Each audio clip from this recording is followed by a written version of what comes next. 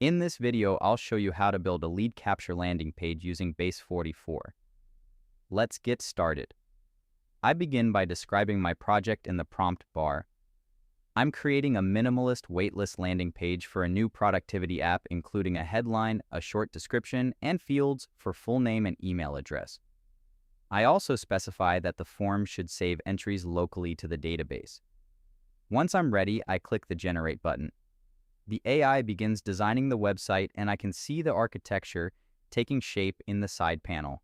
It's laying out the landing page, the Heroes section, the waitlist form, and the footer. Once the landing page is edited and the app is ready, the preview loads. I'll enter full screen mode to test it out. The design is clean and bold with the headline, "Reclaim Your Focus."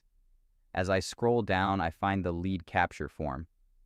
I'll type in a sample name and a test email address to see if it works. After clicking Join Waitlist, the system confirms I'm on the list and shows that the data has synced to the local database. This result proves how easily Base44 can transform a simple text prompt into a fully functional high-conversion landing page with built-in data management. Finally, I click Publish. My app is now live and ready to share. That's how you build a lead capture page in just a few minutes.